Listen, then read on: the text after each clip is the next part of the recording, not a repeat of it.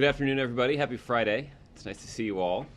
We are going to deviate from our regularly scheduled briefing program today to provide you a preview of the President's visit to Europe next week, both for the G8 summit and then for a visit to Germany.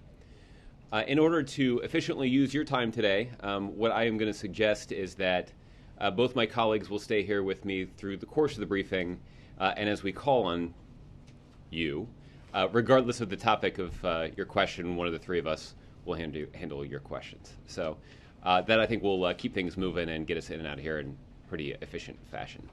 So with that, let me introduce my two colleagues. The first, many of you know, Deputy National Security Advisor Ben Rhodes. And then to my right is Caroline Atkinson. She is the Senior Director for International Economic Issues on the National Security Staff. And just as importantly, she'll also be the Sherpa for the G8 meeting with the President next week. So both of them will have some opening remarks, and then I'll call on you for your questions, and we'll go from there. Okay? So Ben, you want to get us started?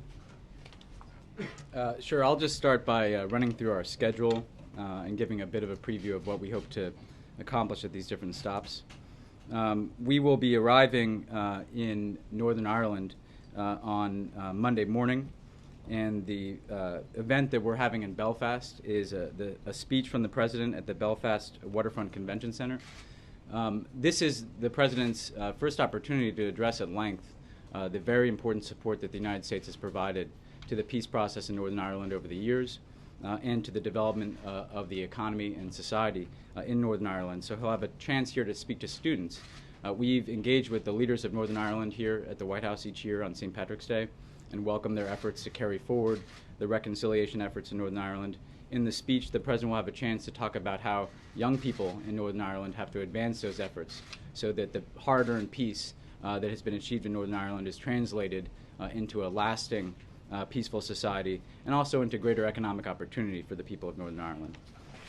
Following the President's speech in Belfast, he will move to Lochern, where the G8 is being held. Caroline can preview for you the different plenary sessions, but the first plenary session will begin that afternoon at around 4:45 local time. And then following the first plenary session, the President will have a bilateral meeting with President Putin of Russia. This is the first bilateral meeting that the two leaders will have held since, I believe, Los Cabos, the G20 last year. They clearly have a very broad agenda to discuss. That will include the situation in Syria. That will include Afghanistan, where Russia has cooperated with us in securing both our transit routes for our troops and also promoting stability in the region. It will include nuclear weapons, arms control, missile defense, and the security issues that we very regularly discuss with Russia. We'll also discuss issues related to counterterrorism cooperation, as well as deepening our economic and commercial ties between our two nations. Following that bilateral meeting, and there'll be a chance for the leaders to make statements at the conclusion of that meeting. There will be a leaders-only working dinner. This is the dinner that focuses on foreign policy at the G8. The other sessions Caroline can walk you through.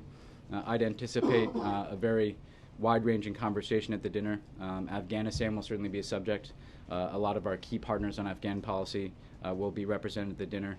As we approach our milestone of transitioning lead responsibility for security to the Afghans, they can discuss the transition underway in Afghanistan, as well as our plans for supporting the Afghan government after 2014. They'll clearly discuss the situation in Syria, to include the most recent chemical weapons assessment that we've provided, the efforts that are underway to support both the opposition but also a political settlement in the country. I think they'll discuss more broadly the transitions underway in the Middle East and North Africa. The G8 has been a good venue for that, dating back to Deauville. That will include, for instance, the types of support we can provide to security forces in countries like Libya that are working to establish institutions of the state. And I believe they'll cover some other foreign policy issues. Iran and our ongoing efforts related to the Iranian nuclear program are certainly likely to come up. I should add, the President has been consulting with G8 partners in the run-up to this meeting. He spoke to Prime Minister Abe the other night, both about the upcoming G8 and his recent consultations with the Chinese leader. He will be doing a civets, the President will, with his Quint counterparts later today. That includes the United Kingdom, France, Germany, and Italy. So the 5 of them will have an opportunity to discuss the agenda for the G8 in advance of the meetings. Today. A video conference. Forgive my jargon. That will conclude the first day. The second day is plenary sessions of the G8. So I will leave it to Caroline to walk you through the different plenary sessions on the second day. I would only add that, as is often the case at these meetings, we'd anticipate that the President will have an opportunity to see other leaders on the margins of the G8 throughout the course of the day. Then we will fly to Germany on Tuesday night and spend the night in Berlin. This visit, I think, reinforces how critical the U.S.-German relationship is, both as a part of the transatlantic partnership and also in terms of our deep bilateral ties. We'd expect the agenda throughout the course of the meetings in Germany to focus on both economic and security issues, and I'll get to that a little bit when I get to our meeting with Chancellor Merkel. But the President will begin the day with a meeting with the President of Germany. Following that, he will go to the Chancellery for his bilateral meeting with Chancellor Merkel. He and Chancellor Merkel have developed a very close working relationship since the beginning of 2009. They've worked through a number of delicate crises together, both economic and security. I'd anticipate that they'll discuss the ongoing situation in the Eurozone and the global economy. They'll discuss the trade negotiations associated with a potential transatlantic trade and investment partnership. They'll discuss the situation in Afghanistan, where Germany remains a stalwart ally and continues to contribute to the mission there, as well as, again, how NATO can provide support beyond 2014. I'd also anticipate they'll discuss Syria, Iran, and Middle East peace as issues that we regularly consult closely with the German zone.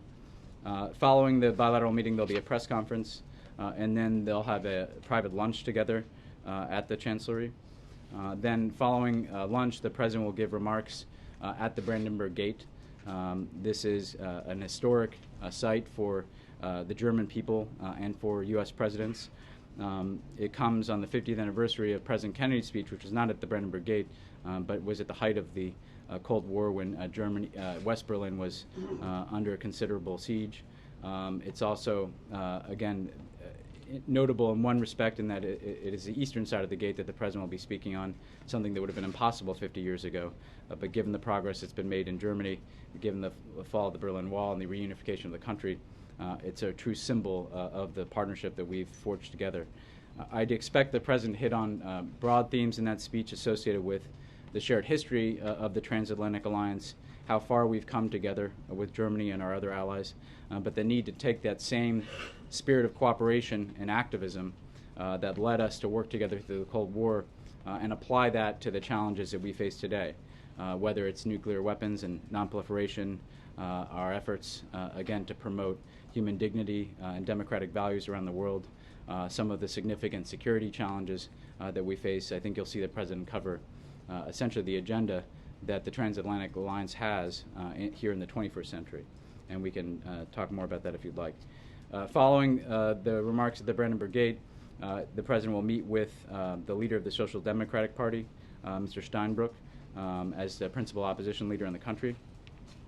Then that night, he'll be hosted at a dinner and reception by Chancellor Merkel, and that will conclude the state visit to Germany. Before I turn it over to Caroline, I'd also note that the First Lady and Sasha Malia will also be joining President Obama's trips. They will come to Belfast, where they will attend the President's remarks to local students there. Then the First Lady and the girls will travel to Dublin, Ireland. This is, I think, an important signal to send, given how close the United States and Ireland are, that she's able to visit there. They were invited to visit the last time that the President was in Ireland, and this will be an opportunity for the First Lady and the girls to accept that hospitality. They will tour Trinity College, which is Ireland's oldest university in Dublin, where she'll be able to explore the archives that they've gathered to document the Obama's Irish ancestry, which is well known to you all. Later in the day, she will meet with the staff and families of our embassy in Dublin. She will join some Irish youth for a Riverdance performance at the historic Gaiety Theater. She'll be joined there by Fionnuala Kenny, the wife of the Taoiseach, and Sabina Higgins, the wife of the President of Ireland, who will also join that event with her. Then they will rejoin the President in Berlin, and the independent event that they'll have is on June 19th. The First Lady will visit the memorial to the murdered Jews of Europe in Mar Park, where she will tour the Wall Park with Chancellor Merkel's husband, Dr. Sauer. And Mrs. Obama will also visit the Reichstag before rejoining the President for the official dinner hosted by Chancellor Merkel. With that, I'll turn over to Caroline, and then we'll be able to take your questions. Thank you very much, Ben. So Loch Earn will be President Obama's 5th G8 summit. And as you know, G8 members account for about 50% of the world's global GDP, and they also include some of our closest allies and partners.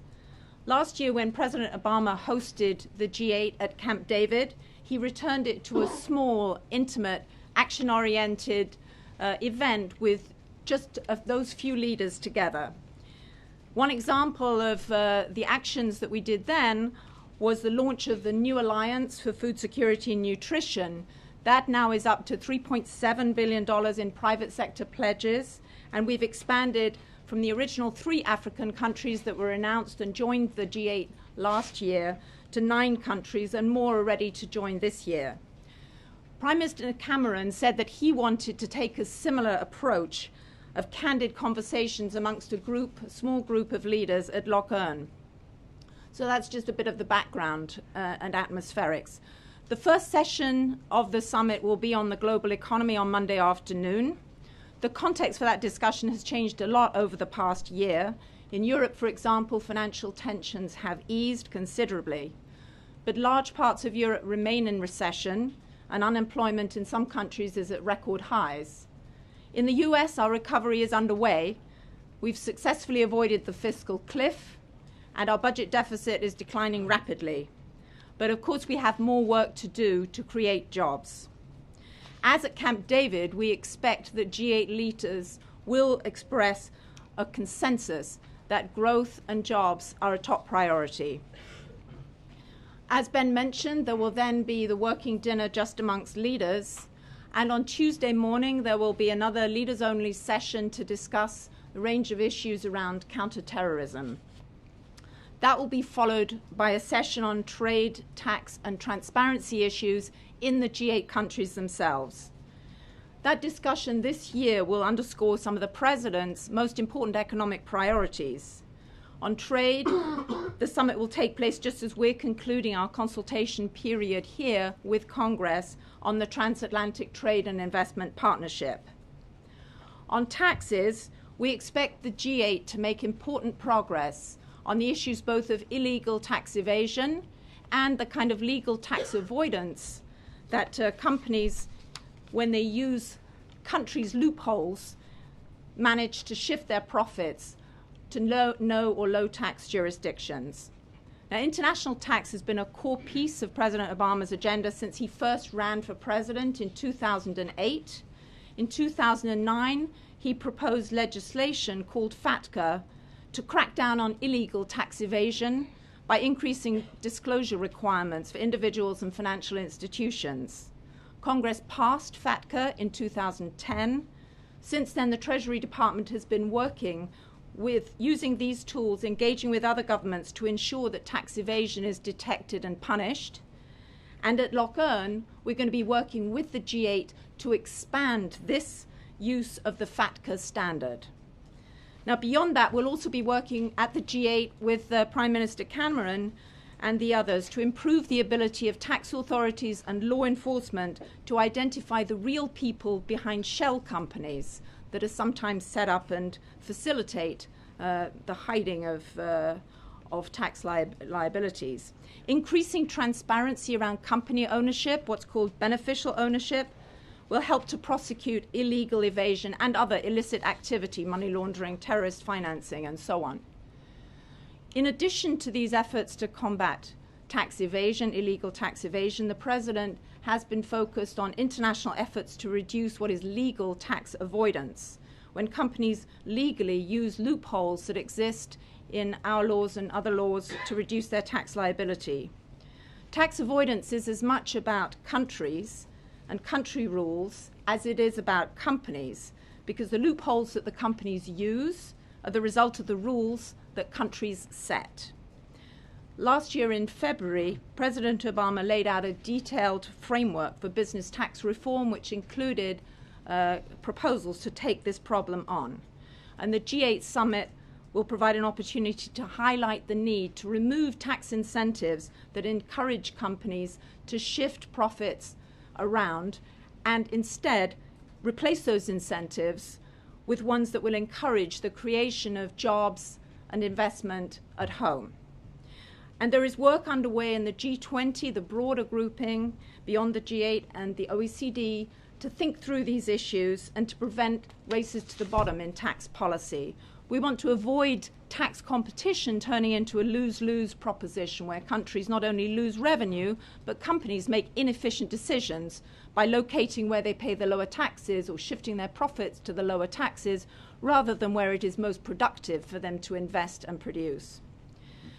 The next session on Tuesday is a working lunch which will include African and other leaders and the heads of international organizations to talk about the development aspects of the UK agenda, which will include also these tax and transparency issues. We have put particular emphasis on the extractive sector and transparency in the extractive sector through Dodd-Frank. The United States was the first to require companies to disclose the payments that they make to governments in the extractive sector. And we welcome the steps that were taken just yesterday by the EU to adopt very similar legislation, and the announcement from Canada that they were also seeking to work to align with these standards. And this is an area where the G8 can actually be at its best, where it rises to a challenge and agrees to take action that we can do in our own countries that raise standards around the world and ensure that everybody is competing on a level playing field. The final session on Tuesday will be a short session just to conclude, bring the G8 together, perhaps talk about next year's agenda. And let me just say that these summits are important both because they set the agenda on ongoing collaborative work, foreign policy and the global economy, and they also allow leaders to highlight and discuss candidly among themselves important issues and then press for action. Thank you very much. Thank you, Ben and Caroline. It sounds like it's going to be a very busy 3 days next week. So with that, we'll go ahead and open it up for questions. Jim, we'll give you the first question, but we do want to try to hop around today, so people in the back start thinking of your questions. Jim, you want to start? Thanks, Josh, and thanks to both of you for doing this. Ben, on Syria, will decisions, you guys haven't talked specifically about what the military support issues are, but will decisions on military support depend in part on the outcome of the talks that the President will have with G8 leaders? And given the position that the French and the British have staked out, is there an expectation that they might accelerate their decision-making on any military support that they might provide? Well, thanks, Jim. First of all, the decisions that we've made are already finalized. So the President's decision to increase support for the Syrian opposition, including the Supreme Military Council, the SMC, which is, again, the principal fighting force on the ground that we've been working with.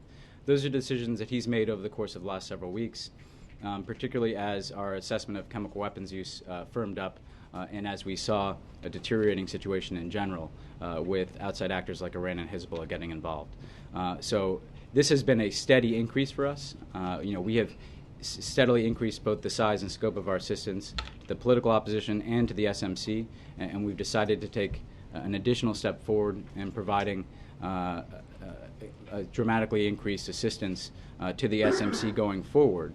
At the same time, this is a fluid situation, so it's necessary for him to consult with all the leaders of the G8 about both our chemical weapons assessment and the types of support we're providing to the opposition. With the French and the British, they have shared our positions generally on Syria. They've been a part of the core group of essentially 11 countries in the Middle East and in Europe that have worked together to strengthen the Syrian opposition. I will leave it to them to make their own announcements. They did, of course, lift the embargo that was in place that prevented arms flowing from the European Union into Syria. But I think he'll be discussing with those leaders what the best way forward is. He'll hear from them what their plans are. Thus far, they've been important partners, the French and the British in particular, in sharing information and intelligence related to chemical weapons. So we'll continue to do that going forward.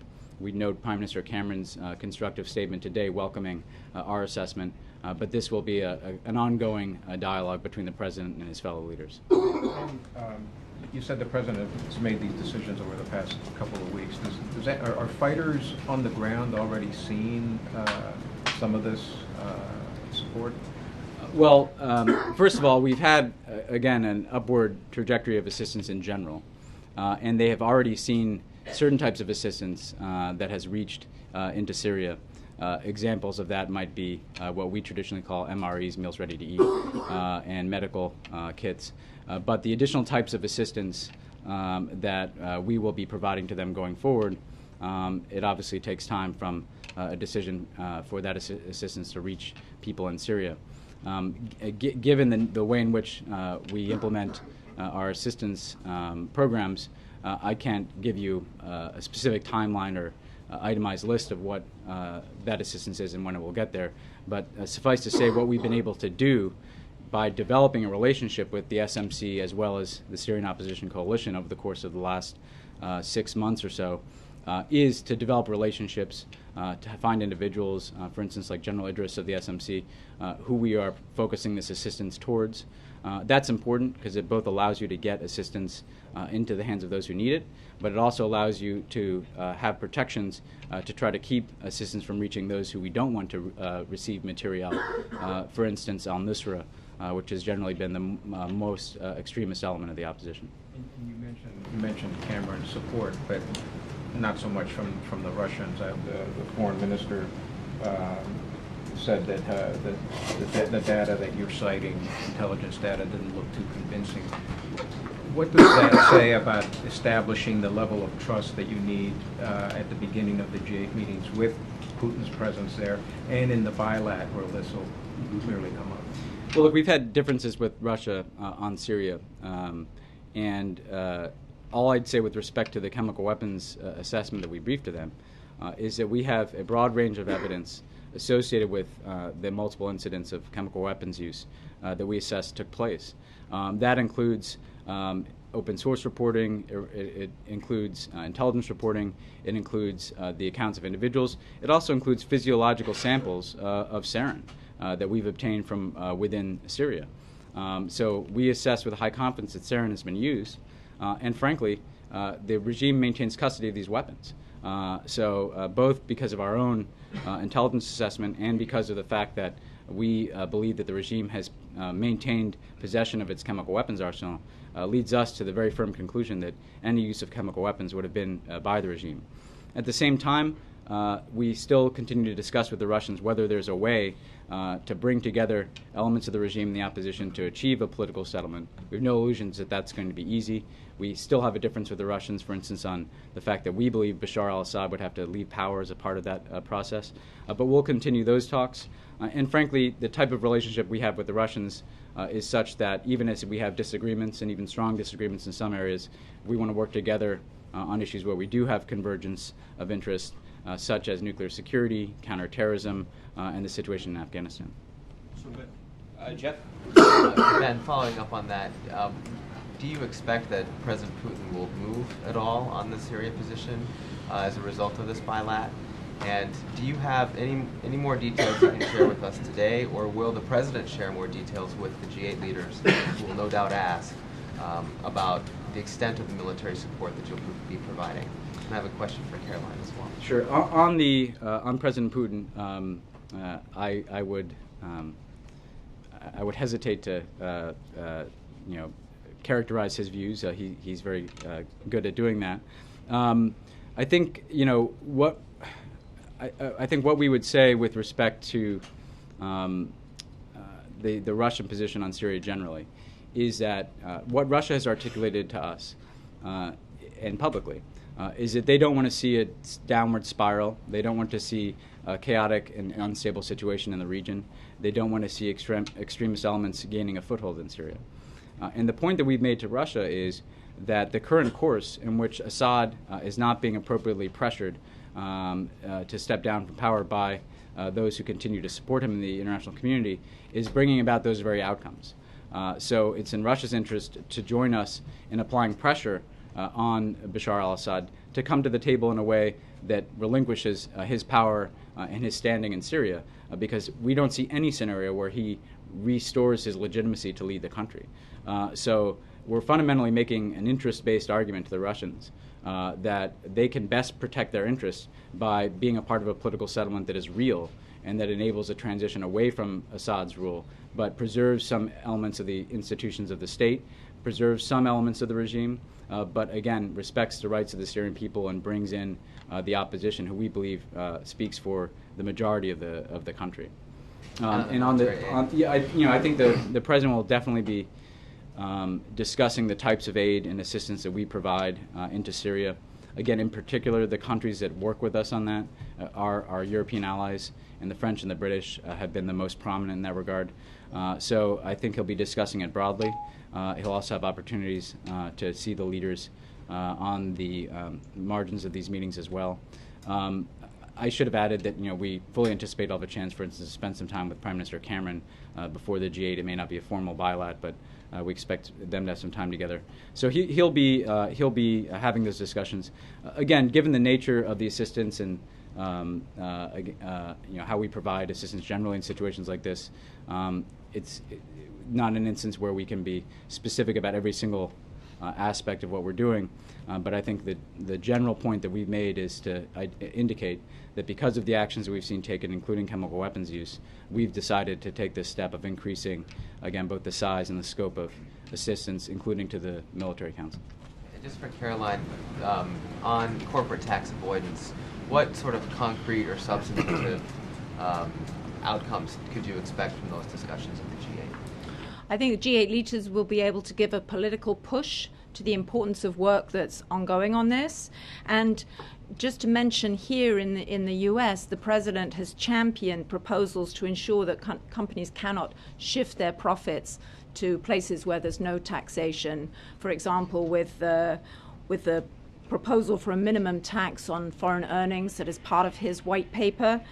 And we need to have a comprehensive solution. What we really want to see is all of the G8 countries agreeing that there are a number of different measures. This is an important goal for them all to work towards.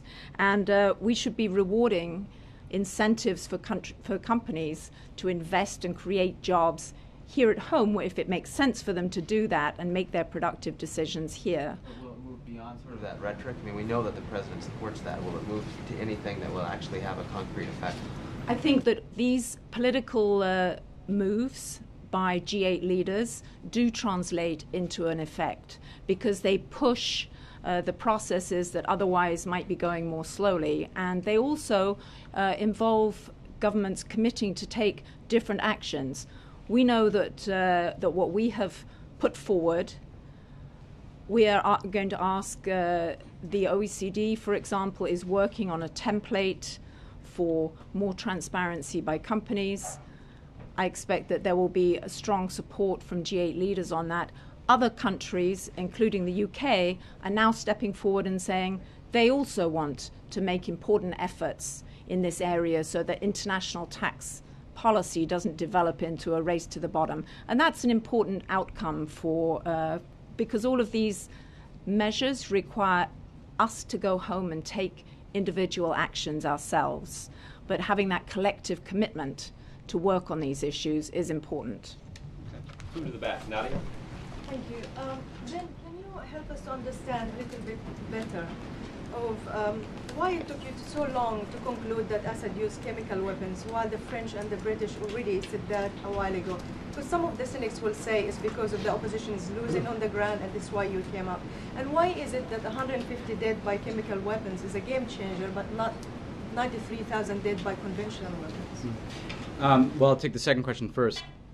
We've clearly been in strong opposition to what's been taking place in Syria for 2 years. The use of conventional force against civilians is what led us in the first instance to say that Bashar al-Assad had to step down, to put in place a sanctions regime, to recognize the Syrian Opposition Coalition as a legitimate representative that we could deal with for the Syrian people, and to try to mobilize an international response. At the same time, the use of chemical weapons violates clear international norms. For decades, the international community sought to strengthen a norm against the use of this type of weapon, given both its potential for mass casualty and given the type of weapon of mass destruction that it is and the effects we've seen it have when it's been used in past history. So this isn't just a red line for the United States in our view. It should be a red line for the international community generally.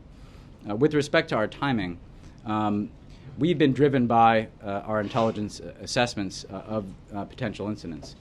And even the incidents that we have established high confidence about, most of those you're talking about things that have taken place in the last several months, in 2013. In terms of the time from April, essentially what we had in April was an initial intelligence assessment. And the President's direction was to continue to investigate additional corroborating facts and information so that we could raise our confidence level, because that was not a high confidence assessment, and we didn't feel like we had enough corroborated information to reach that high degree of confidence that this red line had been crossed. What's been done in the course of the last several weeks is we've been able to piece together a broader information picture. So you're able to take, for instance, an assessed incident of chemical weapons use. You're able to receive reporting from individuals who were there on the ground. You're able to review physiological samples that have been collected at the site.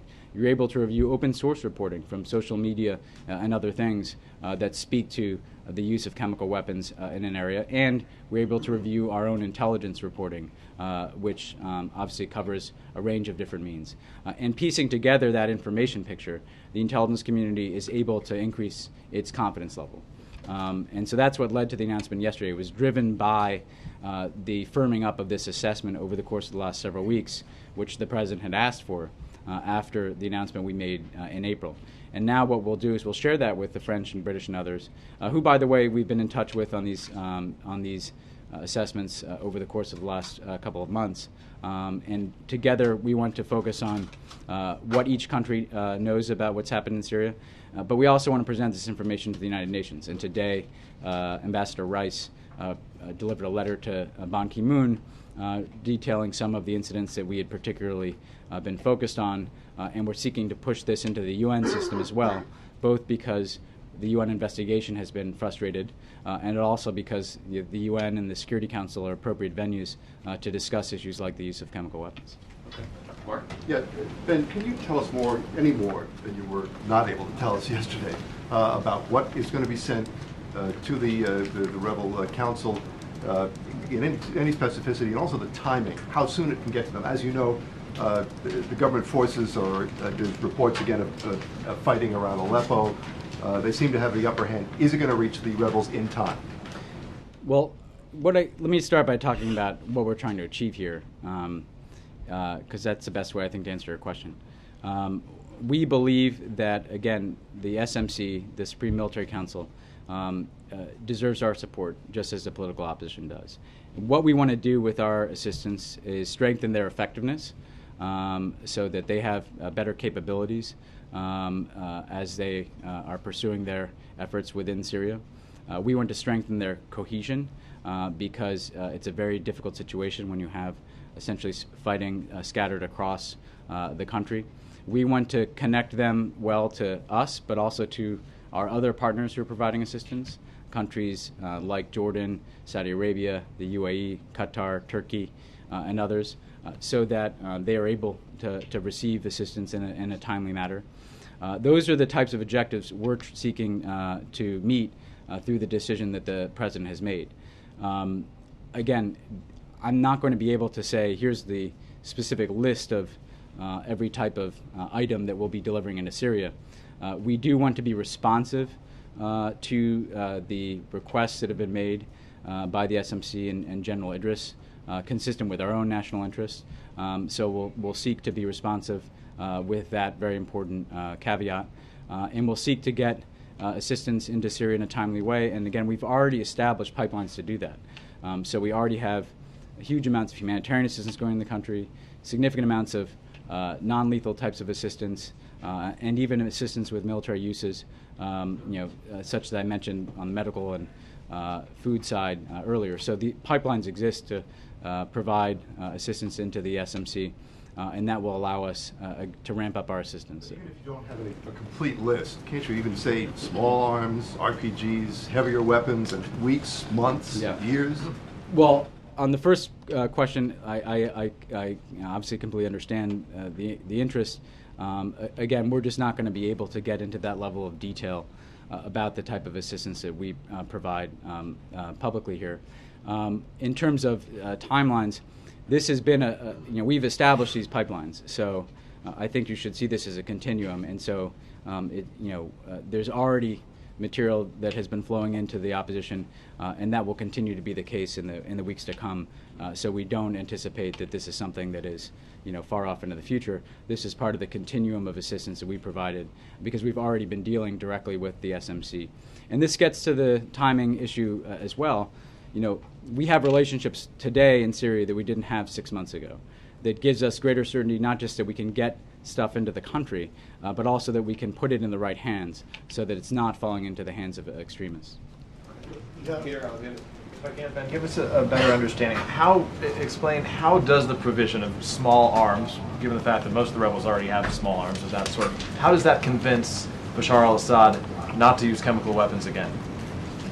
Well, again, I'm not going to get into kind of a detailed description of different types of assistance. What I'd say is, first of all, as a general matter, we want the opposition to be as strong as possible, because both, frankly, for the reason that they are faced with a brutal regime that has shown no restraint in the actions that they've taken against them, and also because of the fact that we've seen this increased foreign involvement, particularly from Iran and Hezbollah.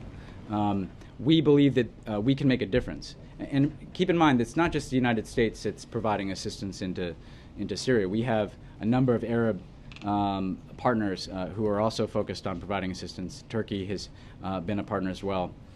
So we believe that, again, we have a coalition of countries that is prepared to support the Syrian opposition. And again, this will improve their capabilities. This will improve their effectiveness within Syria. At the same time, they need to continue to strengthen their cohesion so that they can function in different parts of the country. You've already seen that the fighting runs from Aleppo in the north down to Qasr in the south. So we need to make sure that they are also, again, able to firm up their position and be a coordinated body across the country. Given the fact that they've fallen behind in a variety of cities throughout the country, as per reporting from on the ground there right now, was it a mistake for the U.S. and for other allies to not take this action at this level 2 years ago? Well, first of all, what we've seen over the course of the last 2 years is momentum has ebbed and flowed within Syria. And at any given time, you can assess that either the regime or the opposition has some initiative. As a general matter, Bashar al-Assad has been rejected by the, we believe, significant majority of his people. And that's not a genie that you can put back in the bottle. So we don't think that there's any way for the Syrian regime to prevail in this conflict in a way that obtains security for them, because the leader of Syria has no legitimacy among his people. So again, on the momentum question, ultimately we still believe that there's not a scenario we can foresee where Bashar al-Assad can remain in power in a country that so clearly rejects his rule, and an international community that broadly rejects his rule, even as he has some basis of support. In terms of the timeline, these are not the types of steps that we've taken to increase our support for the opposition are not steps that the president takes lightly for a variety of reasons. Number one, because we need to know that there's a cohesive and coherent opposition that we can work with. A year ago, the opposition was not nearly as advanced in terms of having a political entity like the SOC that was broadly representative of the Syrian people.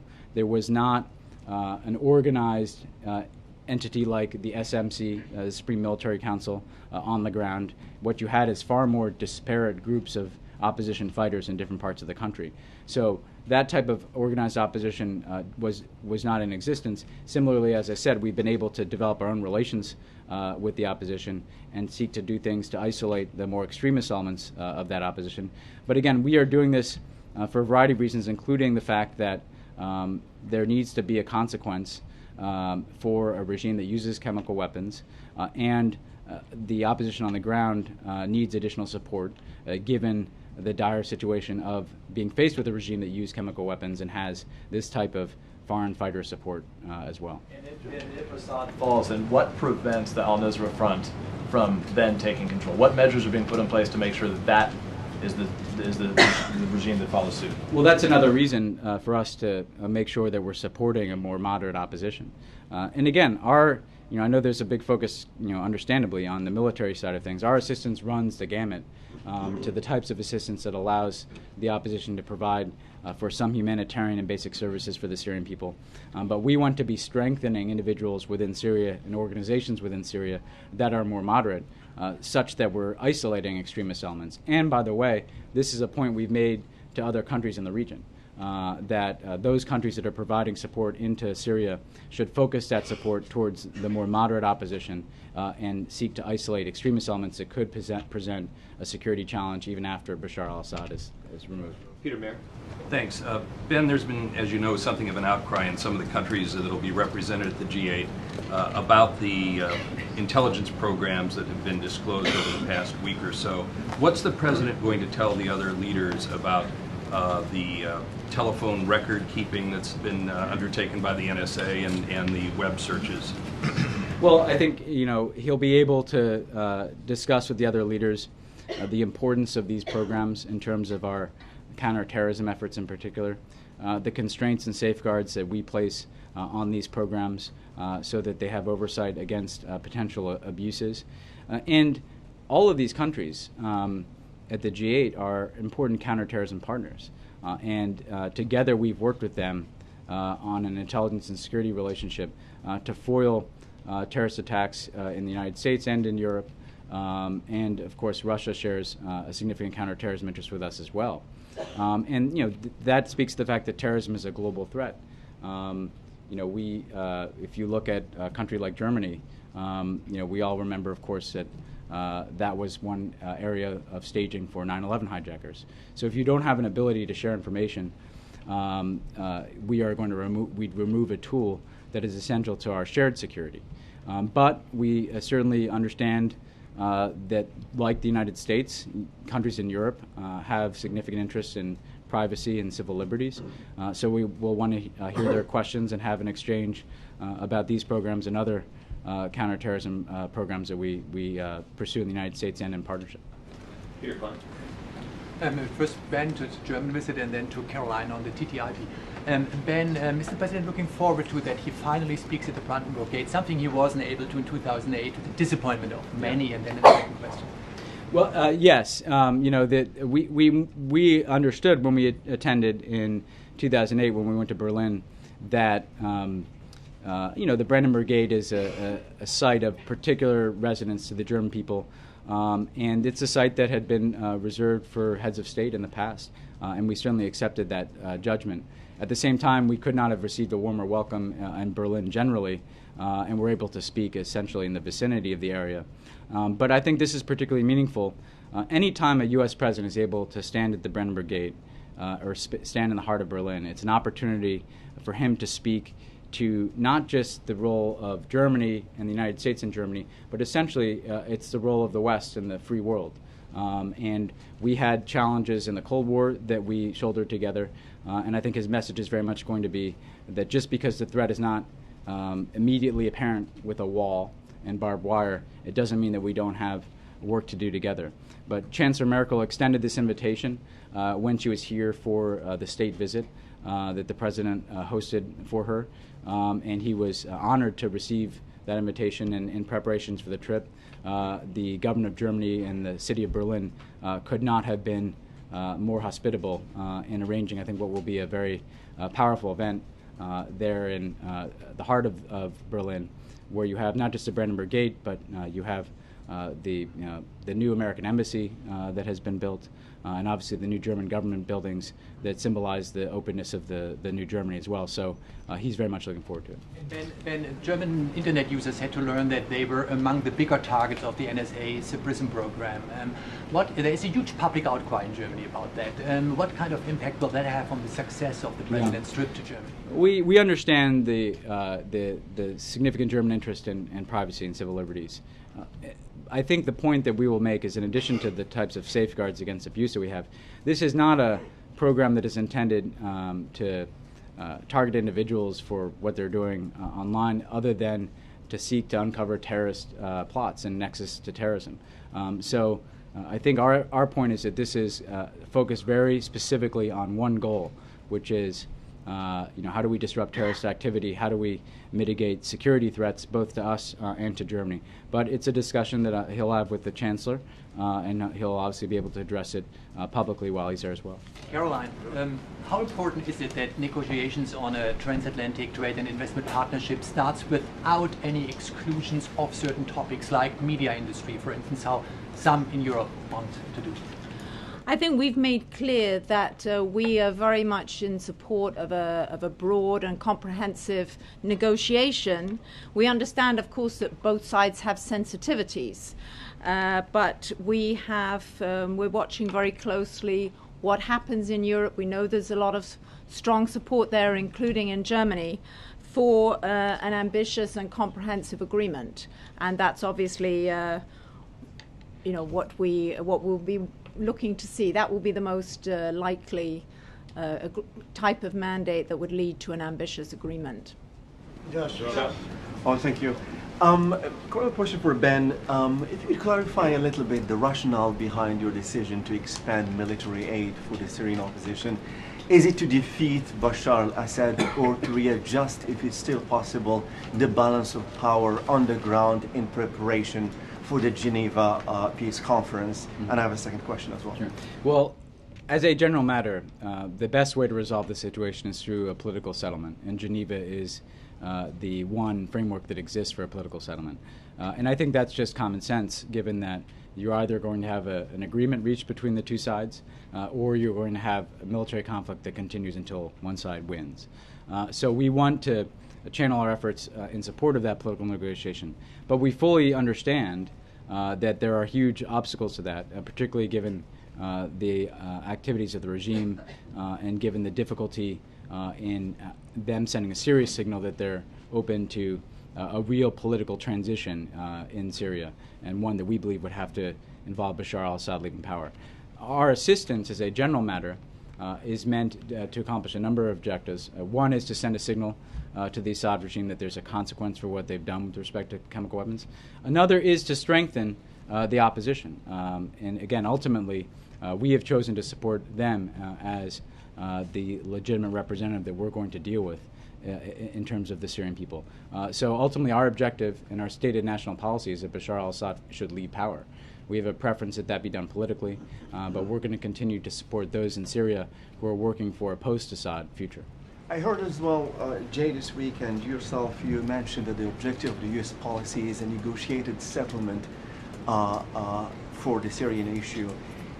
Does that mean that you still consider Bashar al-Assad an interlocutor in this process, in a negotiated settlement between the opposition and his regime? Well, we certainly see the Assad regime would have to participate in any type of negotiation. I don't think we've seen any proposal that Bashar al-Assad himself would come to the table as a part of that process.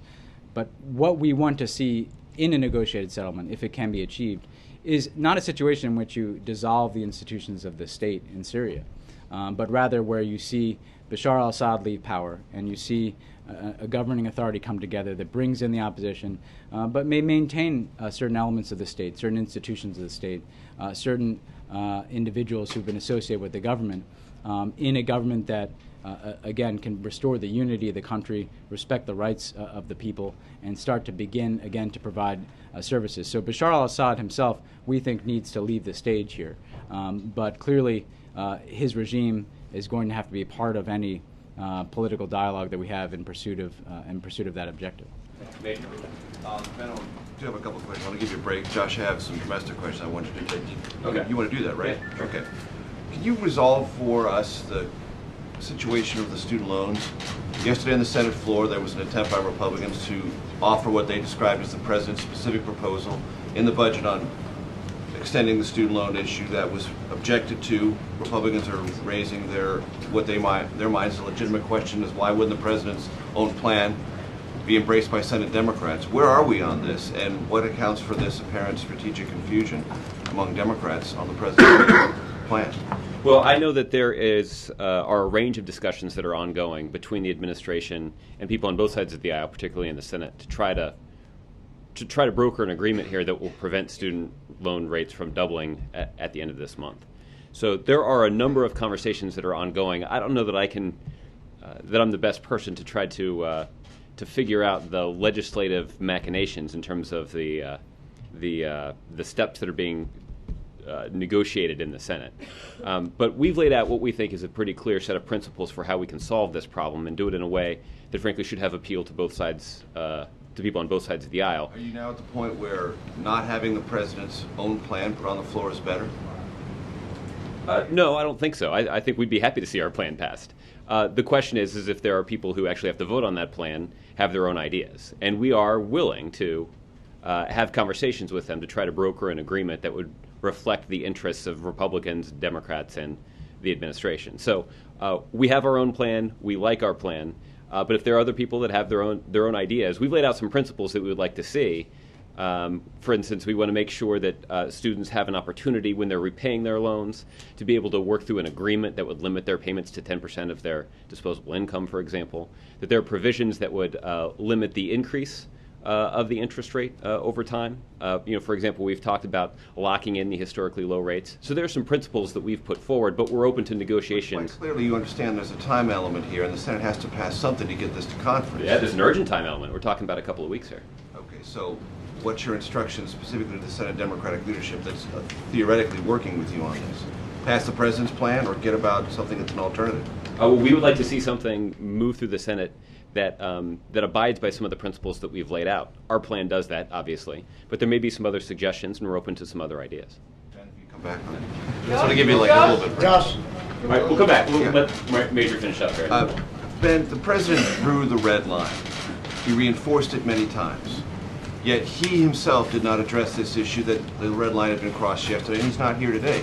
No disrespect to the three of you, but this is the president's red line. What would you say to those who might think that this is not such a big deal because the president's not giving voice to this theoretically significant event? And even your own inability to describe with any specificity the arms that are being going to the rebels, this sounds like an incremental policy change that the president, by not talking about it himself, is sort of keeping his arm's length from. Well, Major, I think what I'd say to that is the situation in Syria is an ongoing challenge, and the president has repeated opportunities to speak to it. I'm certain he's going to have opportunities to speak to it, for instance, over the course of the several days that he'll be traveling to Europe. He himself is the one who laid out the red line publicly.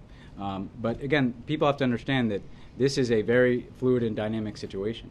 And the situation on the ground will have its own twists and turns. Our own policy has been one of incrementally increased support for the opposition, efforts to pressure the Assad regime. But this is not something that's going to be resolved with the turn of a switch. And so we've made clear what our policy objectives are. We believe that articulating those objectives can give people an understanding of what we're trying to achieve in terms of, again, strengthening the SMC in Syria, strengthening the opposition. It just, in situations like this, spelling out the underlying details or the itemization of material that may be going to the opposition is not something we do as a general matter. But you can fully expect that the president will be heard on these issues repeatedly in the coming days. And the announcement we made yesterday very much reflected his guidance because he was the one who directed the intelligence community to pull together this assessment and directed us to make it public. Just one more. It's clear from those who are fighting that it's taken a long time for some of the aid that's already been announced to get there. You acknowledged in the conference call yesterday, even though you have these open pipelines, there are and have been bottlenecks. Isn't it worth assuming that it will be at least a couple of months before any of this other aid arrives because the bottlenecks are real, because the transit points are weak? And might that not be far, far too late? I would not make that assumption because, frankly, it's true that there have been, there have been times in which we couldn't move assistance quite as fast as we would have liked. But we've had opportunities over the course of the last several months to get better at establishing pipelines into the country. So we believe that our own efforts have improved in terms of streamlining the means by which we can work with some neighboring states to supply assistance into Syria. So I think we have essentially an established pipeline and established lines of communication and assistance that allow us to take additional types of assistance and put that into that pipeline. So we're comfortable and confident that given the work that we've already done, that we can flow assistance in at a relatively in a relatively timely manner. Mike Dorney. Quick question for Caroline. On the TTIP trade stuff, given that the matter that our German colleague referenced, the cultural parameters for the negotiations, at least supposedly are going to be settled ahead of the G8 meeting by the European Union, what, if any, material impact do you anticipate these G8 discussions will have on the framework for the TTIP agreement? Do we anticipate anything coming out of this summit that would have a real impact on the scope or ambition of those trade talks, given that this other matter is supposed to be settled in advance? Yes, on the timing of that, as I said, I believe the EU is discussing this matter urgently amongst trade ministers. We'll see if they are able to reach an agreement ahead of the summit. We understand that, of course, there are sensitivities on both sides. At the summit itself, trade and the value of open trade and high standards for new for trade agreements will be a part of the agenda, but the specific trade agreements, such as TPP, we're negotiating obviously with a number of allies, include Japan and Canada, who will both be at the table there. The EU and Canada are discussing. We're in discussions separately on trade matters with the responsible EU counterparts. That is not something that leaders themselves, the specifics of negotiation, not something that leaders themselves in the normal course of the sessions would address. And we don't currently have any other meetings to deal with this scheduled. Jen? Yes. We've had a couple questions on Syria. First of all, since we've determined, the United States has determined that there are these chemical weapons and they've been used, does the United States know where they are? And what steps would they take to destroy them? It's a good question, Jim. We have been monitoring very closely the Syrian chemical weapons stockpile. We've been doing that, so have a number of our allies.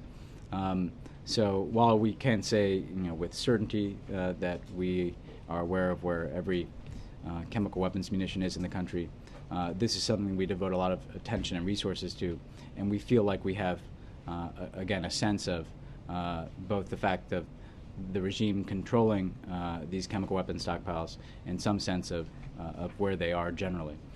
In terms of securing them, this is something that would be a priority for the United States, particularly in a post-Assad scenario.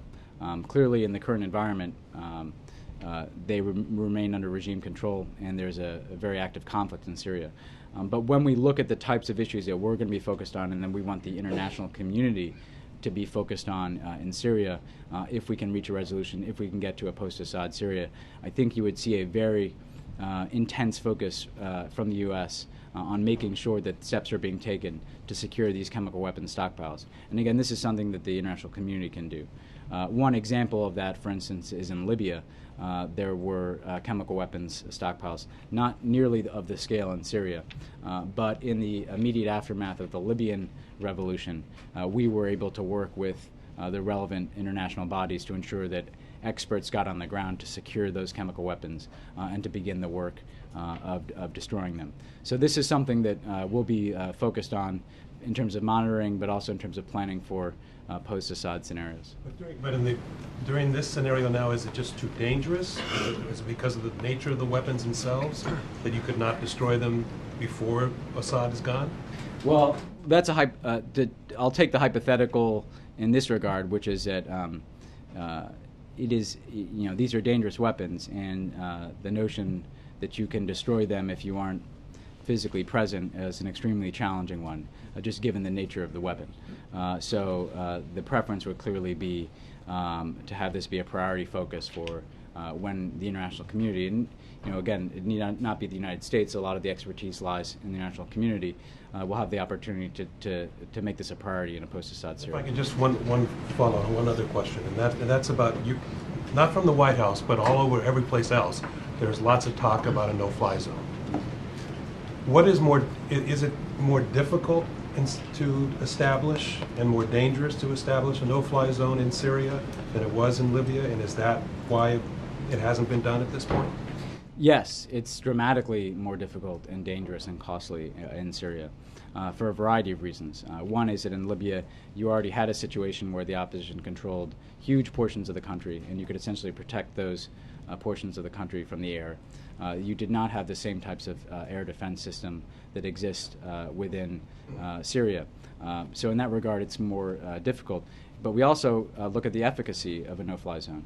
And frankly, in Syria, when you have a situation where regime forces are intermingled with opposition forces, they're fighting in some instances block by block in cities, that's not a problem you can solve from the air. So I think people need to understand that the no-fly zone is not some type of silver bullet that is going to stop a very intense and in some respects sectarian conflict that is taking place on the ground. And so that's why we feel like the best course of action is try to strengthen a moderate opposition that can be able to represent the broader Syrian public. We haven't ruled out options, but I think people need to understand both the difficulty of some of the options that have been presented, the fact that they don't solve the problem necessarily, and that we have to make these decisions based on U.S. national interest. And we don't at this point believe that the U.S. has a national interest in pursuing a very intense, open-ended military engagement through a no-fly zone in Syria at this juncture. But again, we aren't ruling out contingencies, but we're weighing them in a very deliberate fashion. If this assistance to the opposition is not effective and the situation continues to escalate, could the president be forced to consider putting boots on the ground, or is that completely off the table? The one option that we've basically taken off the table is boots on the ground, for a variety of reasons. One, nobody has asked us to do so. The Syrian opposition has not thought that that's a good idea. We certainly don't think it's in our national interest to introduce U.S. troops. We need to be humble here about our ability to solve a problem like Syria, certainly on our own. I think recent history teaches us that even when you have U.S. boots on the ground, you're not necessarily going to be able to prevent violence among civilian populations. We saw that in Iraq, for instance. And at the same time, when U.S. boots are on the ground, that involves us in a much more dramatic way. It has a way of making us the issue instead of the future of the country where we are. So that is one contingency that we're not entertaining at this point. A hypothetical here, which I know you don't like to answer hypotheticals, but if Russia had been willing to apply the kind of pressure that you wanted, a month ago, or 6 months ago, or 2 years ago, would there be a different picture now? Would there have been a need for the United States to provide this kind of assistance to the rebels? Well, they do give you a briefing when you become a national security staff person against entertaining hypotheticals. But I will entertain an aspect of it, which is that, the time when we think Russian support, for instance, could have made a difference was when we were putting forward resolutions in the Security Council that would have imposed greater consequences on the Assad regime. And that was, over a year ago. And time and again we saw international action blocked at the Security Council by a Russian veto. That, for instance, at the time could have applied a greater measure of pressure on Bashar al-Assad to consider whether or not to step down. I can't say that it would have accomplished that objective, but clearly we believe that additional pressure from the international community, including Russia, could affect Bashar al-Assad's calculus. That continues to be the case today. But at the same time, it's also Iran and Hezbollah. And you have to ask yourself, why are Iran and Hezbollah so invested in what's happening in Syria? To us, there's a bit of a sign of desperation involved. Iran sees its only serious ally in the region significantly threatened. Hezbollah, a force that has traditionally not gotten engaged beyond the borders of Lebanon, has devoted a tremendous amount of resources. Frankly, we see that as a sign of vulnerability from Hezbollah and Iran. And frankly, it's turning the people of the region dramatically against Hezbollah. If you look at the standing of Hezbollah in the region in 2006 as against where they are today, they are bleeding public support, political capital, and resources in Syria. And I think, again, that's a sign of vulnerability. And I've got one for Josh as well. On arming the rebels, as you know, Senator McCain has said over and over that he wants to see heavy arms, and he wants artillery, he wants anti-aircraft. I don't know if that's the right solution, but he keeps pushing that. Is that why you're not spelling out the details of what arms you're sending or what aid you're sending, because it doesn't meet that threshold that the critics have set? No, that's not that wouldn't be why we wouldn't get into specifics. I think as a general matter, we're not going to get into specifics about certain types of assistance that we provide. Why not? I don't understand. What I will say, Ed, is that whatever we do, we also need to be careful in learning lessons of history that you need to have some sense of where any assistance you're providing is going, whose hands they're falling into, and what potential dangers may be associated with heavier weapon systems. So those types of, I think any time when you're considering these types of issues, you'd have to be cautious and deliberate in your actions. But I don't understand the lack of transparency and just flatly telling the American people, here's what we're sending. If you were to institute a no-fly zone, I understand there needs to be secrecy in war and peace on some military movements, et cetera, of course. But if you institute a no-fly zone, there would be some accounting of, we're sending this many planes, here's how we're doing it. Why is there secrecy around what you're sending? Well, I think if you were to introduce, U.S. military forces through a no-fly zone, activities of that nature, activities like we saw in Libya, clearly those would be things that we would discuss in some detail.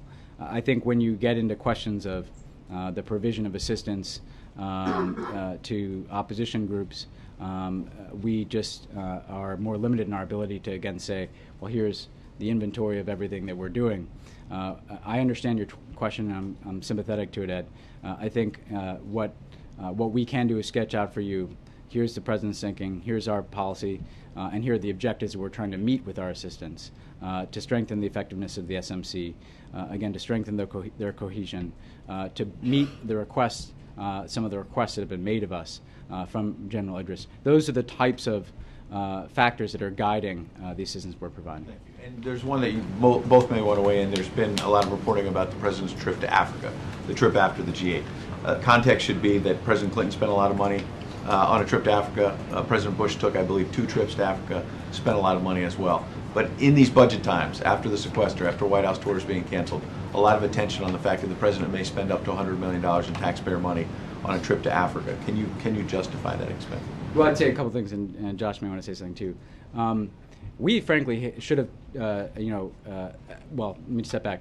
We have not traveled to Africa in the same way that we've traveled to other regions of the world. We have traveled significantly in Asia. We've taken several trips to Latin America. We've taken several trips to Europe. We've taken several trips, or will take multiple trips to Russia by the time this year is done.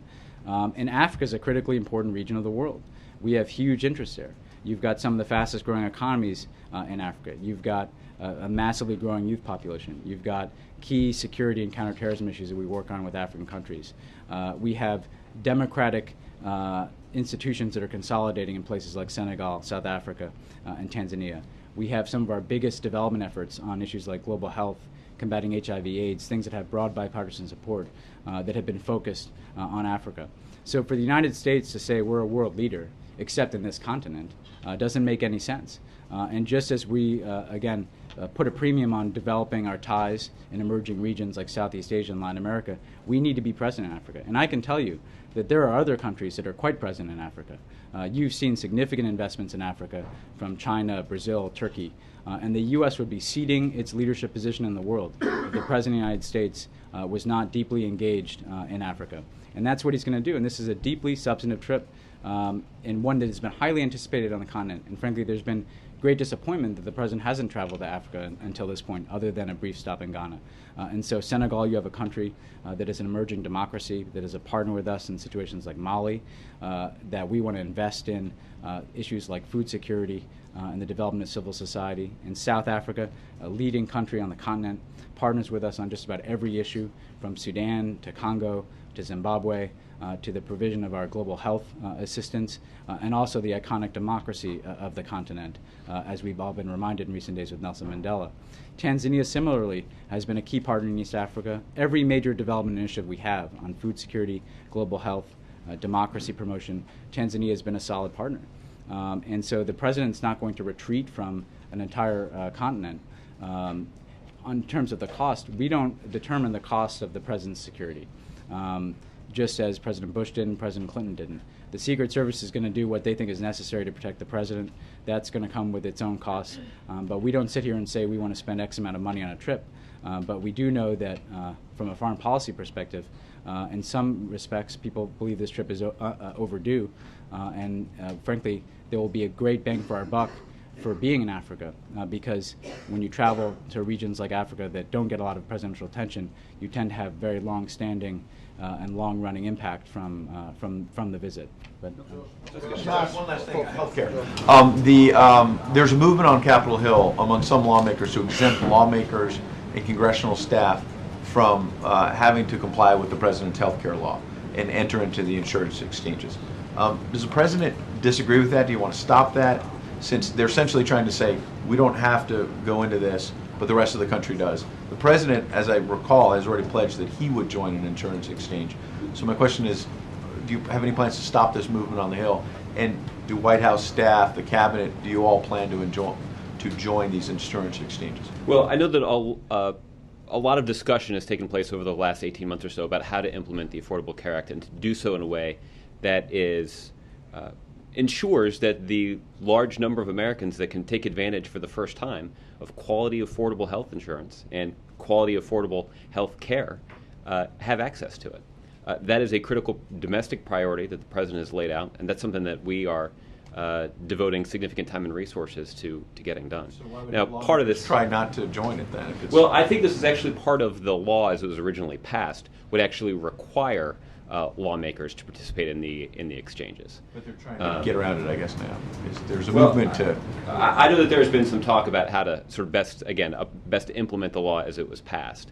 It is my understanding, and I know that it's something that we're working through as we work through this implementation, is that we're going to make sure that there's nothing that lawmakers can take advantage of that the general public can't. And that is, for, I think, rather obvious reasons, an important principle. But what our most important focus on here is making sure that the millions of Americans across the country that don't currently have access to health care are going to get it for the first time. And we're also going to create opportunities for small businesses and families out there who right now are paying an exorbitant cost for their health care to offer them tax credits that are going to lower those costs. We've already seen how seniors have gotten some assistance to afford their prescription drugs, that millions of Americans across the country have gotten the opportunity to get cancer screenings and other preventative healthcare measures for free. So there are a number of benefits of the Affordable Care Act that we're working to implement, and that will continue to be a priority through the end of this year, particularly as the marketplaces get up and running at the beginning of next. Thanks, Okay. Andre, I'll give you the last one. Thank you. Oh, okay.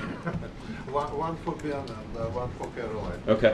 Ben, I just want you to respond directly to a couple of criticisms that one hears all the time in Russia about Syria. One is selective use of evidence. There have been instances, most recently I think in Turkey, where chemical weapons were intercepted that were meant for the rebels. So how do you respond to that? The other criticism is about Geneva II, where it seems that the U.S. originally made a commitment to a genuine effort to make peace without a predetermined result.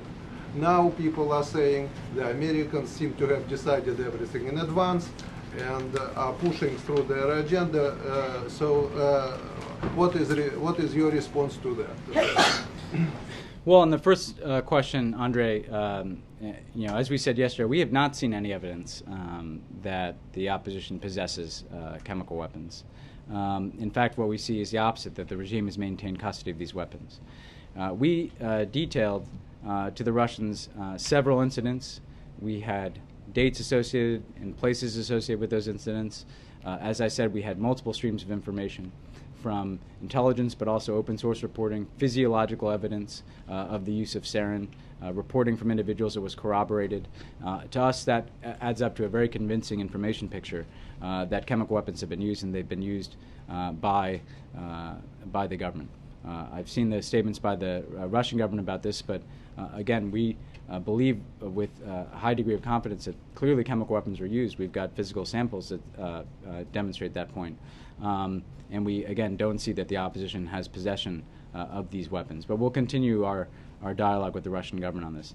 With respect to Geneva II, we share the goal with Russia of seeing if there can be a political settlement to the challenge within Syria. We have a difference with the Russian government about the fact that we believe that there is no solution in which Bashar al-Assad can stay in power.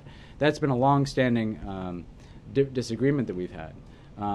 But we still believe, given the fact that everybody has a preference in a peaceful resolution to the conflict, in making an effort together with Russia and other countries to bring the parties to the table, but it has to be serious. And frankly, where we've seen some lack of seriousness is on the regime side, where they offer kind of the traditional pledges of dialogue without kind of a concrete plan here to transition to a different type of governing authority that can bring in the broad representation of the Syrian people. But we'll continue to pursue that objective.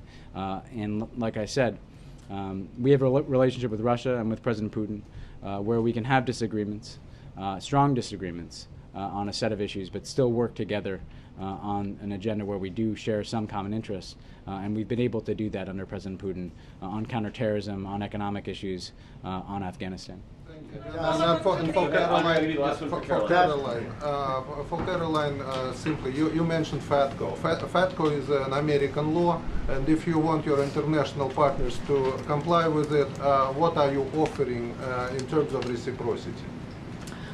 You're right that FATCA is an American law, and what we're seeing is general support, and what we're hoping we will see G8 support for the development by the OECD of a standard that would be based on FATCA. So there would be a single global standard for the kind of information exchange that is involved in FATCA. And we believe that's a very powerful tool. We've already seen it having a powerful effect on tax havens and illicit activity using such tax havens. So that's what we're... Are Russians joining the regime? To the best of your knowledge, what is the Russian position? We'll have to wait and see what comes out from the G8 communique. Okay. All right. The last thing is just for the week ahead. You've got a pretty detailed readout at the beginning of this briefing. The president will. Let me finish here. The president's going to leave on Sunday night for his trip to Europe. He'll be there Monday, Tuesday, and Wednesday. Return to Washington late on Wednesday night. On Thursday and Friday, we don't anticipate at this point that we're going to have any public events, but the president will be here at the White House for meetings at that point. So, thanks everybody. Have a good weekend.